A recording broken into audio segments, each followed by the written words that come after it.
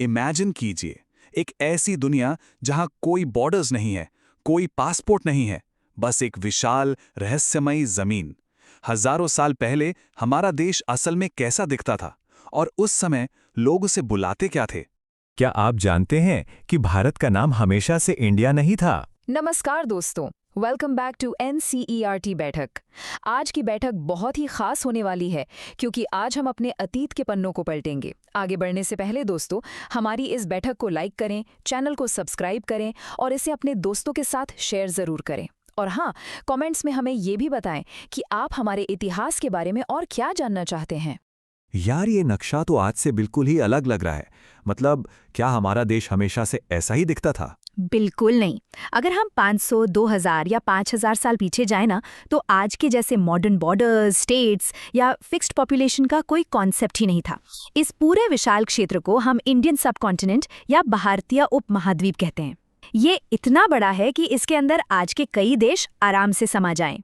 एक बात बताइए, अगर कोई बॉर्डर लाइंस नहीं थी, कोई फेंस नहीं था, तो उस जमाने में लोगों को कैसे पता चलता था कि उनका देश कहाँ से शुरू हो रहा है और कहाँ खत्म?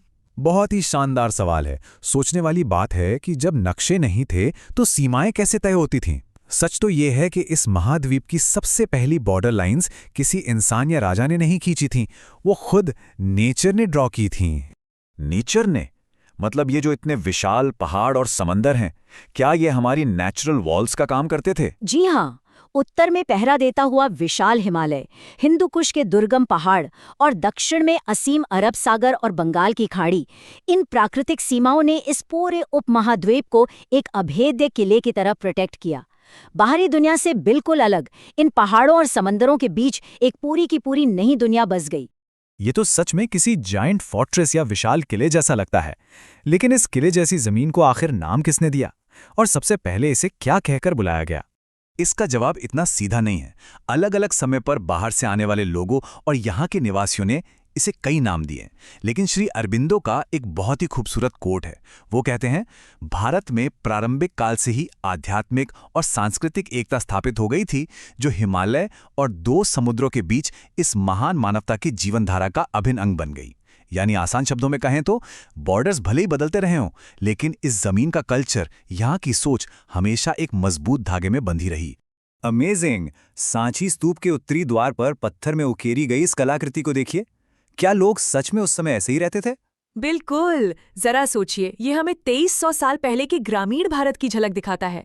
हमारी जड़ें कैसी दिखती थीं, उस जमाने के आम लोगों का जीवन कैसा था, ये सब इन पत्थरों में हमेशा हमेशा के लिए कैद हो गया है। ठीक है, नेचर ने बॉर्डर्स बना दिए, लोग बस गए, कल्चर बन गया। लेकिन मुझे ये जानना है कि हमारे इस इलाके का सबसे पुराना एब्सोल्यूट ओल्डेस्ट रिटन नेम कहाँ दर्ज है? इसका पहला पक्का सबूत हमें कहाँ से मिलता है? इसका सबसे पहला और पक्का सबूत हमें किसी आम जगह नहीं, बल्कि मानव जाति के सबसे प्राचीन ग्रंथों में से एक में मिलता है, हमारे ऋग्वेद में। ये हजारों साल पुराना है। ऐसे ही प्राचीन पुस्तकों, यात्रियों के वृत्तांतों और शिलालेखों की गहराइयों से ही हमें अपने इतिहास और नामों के विकास का असली सच पता चलता है। तो क्या ऋग्वेद में इस इतने बड़े मैप के पूरे हिस्से के बारे में बात की गई है? पूरे के पूरे उपमहाद्वीप के बारे में? नहीं, पूरे विशाल उपमहाद्वीप की नहीं। हमारा ध्यान जाता है इस उत्तर पश्चिमी हिस्से, यानी नॉर्थ वेस्ट रीजन की तरफ। यहाँ देखिए, नदियों का एक पूरा जाल बिछा हुआ है जो इस पूरी की पूरी जमीन को जीवन देता था।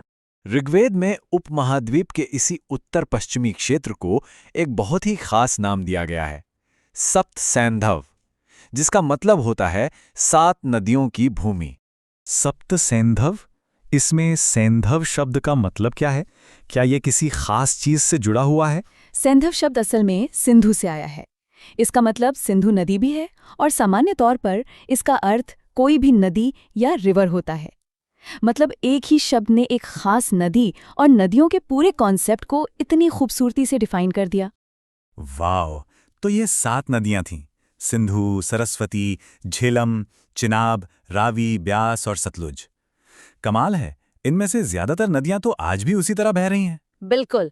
और ये नदियों का नेटवर्क सिर्फ पानी नहीं था, ये उस समय इस पूरे क्षेत्र की धड़कन था, इसकी जान था।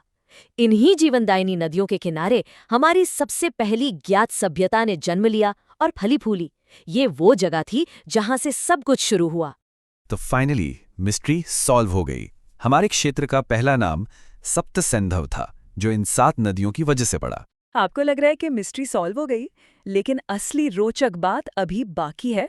अरे वाह, अब यहाँ से कहानी और इंटरेस्टिंग हो जाती है, क्योंकि जैसे जैसे समय बीता ना, इस उपमहाद्वीप के बाकी हिस्सों के लिए प्राचीन साहित्य में बिल्कुल अलग-अलग और नए नाम सामने आने लगे। बिल्कुल सही कहा। ये तो बस हमारी खोज की शुरुआत थी। इस विशाल जमीन की पहचान समय के साथ कैसे कैसे बदली, ये जानना बहुत ही रोमांचक है।